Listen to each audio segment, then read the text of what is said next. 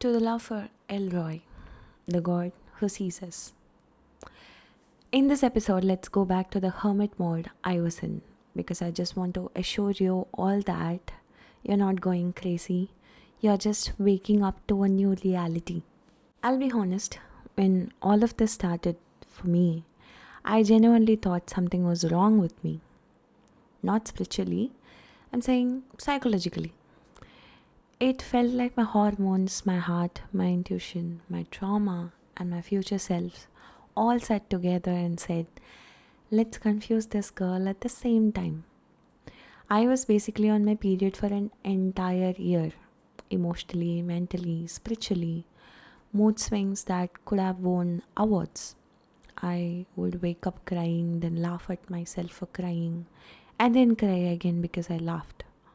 It was a full circus. Especially, I was living with people around me in a PG. Imagine.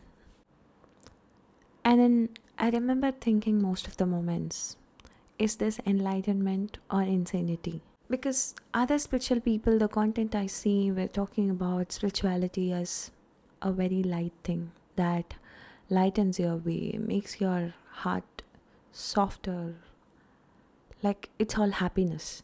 I had so many evidences that it wasn't like that for me. So the journey felt confusing. I was the sad person and became a sad, confused person. I googled everything, everything in the sense, every little thing.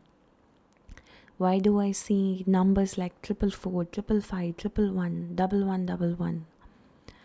Why do I suddenly feel everything so deeply? Why am I noticing signs everywhere? Is this schizophrenia? Am I manifesting or hallucinating? What is aura? What is basically manifesting? What is karmic cycle? Why is Instagram giving me only spiritual videos? Does the universe run ads? Why am I crying every day at exactly 2 a.m. in the night? Why do strangers talk to me like they have known me in a past life? Why am I suddenly allergic to fake people? Why am I suddenly getting anger episodes? My search history looked like someone who lost her mind and found God at the same time. And in the middle of this psychological storm, I had this one thought repeating like a background soundtrack. If I'm imagining things, why does the world respond back so accurately? Because that's what scared me the most. Not the sadness, not the mood swings, not the isolation. I was used to it. But the precision, the perfection of every science. Ask a question one night, get the answer the next day or the same night through a book, stranger, a dog that randomly walked towards me like it knew my entire life story. Sometimes my intuition felt so sharp, I feel like a walking lie detector machine. Someone would talk and my mind would go, nope, this person is a walking red flag in human disguise. And immediately I would cut them off. And the confusion was real, very real. I didn't know whether I was spiritually awakening or psychologically collapsing. Hermit mode wasn't cute the way Instagram makes it look. It wasn't candles, soft music, and healing crystals. It was me sitting in my room, wearing the same t shirt, staring at the ceiling, thinking, why am I suddenly questioning every human being, every relationship, every choice, every belief? My world felt too loved. I was bombarded with so many signs, informations, and everything. People felt too draining. I had no social energy to talk with anybody. Conversations felt too shallow. Everything felt too transparent. I felt naked around people, not physically, but energetically and speaking. Like they could see what I was going through even when they couldn't. And the irony, nobody actually knew because I didn't tell anyone what I was going through. Who was I supposed to tell? Hey, listen, I think the universe is talking to me. Also, I feel like a different person every morning, and I think my aura changed colors yesterday. Nobody would sit to that and listen it. I would have been admitted somewhere,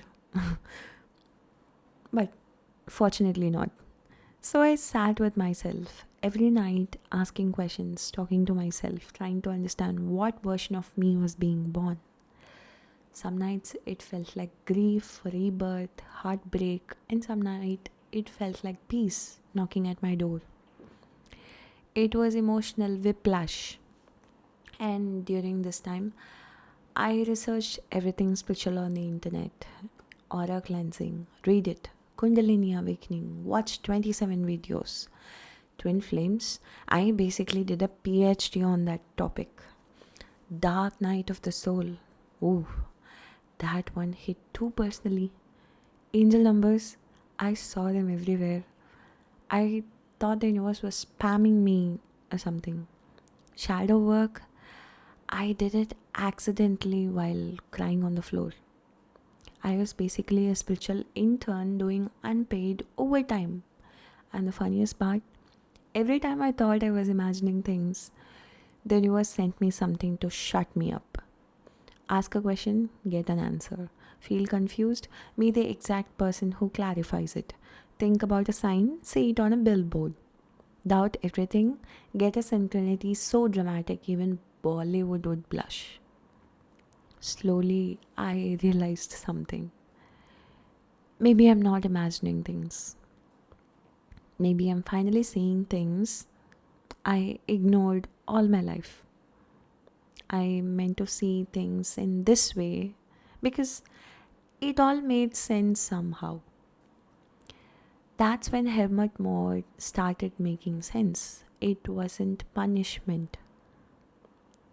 Universe didn't isolate me in order to punish me. It isolated me for preparation. It wasn't loneliness. It was detox. Mood swings weren't madness, they were release. Tears weren't weakness, they were clearing space. Because every time I have a crying session, half an hour or 1 hour later, I would get up with a new energy that will say, like, yes, I'm going to do this kind of vibe. I wasn't breaking, I was unfolding. I was seeing the parts of myself that I hid for so long. So if anyone listening to this thinks that you're going crazy, crying too much, feeling too much, seeing signs everywhere, questioning everything, baby, you're not losing your mind. You're just waking up to a new one. This is normal. This is a part of the journey. You're not alone. You're just becoming who you were meant to be before the world distracted you. With love for Elroy, the God who sees us. Who sees us.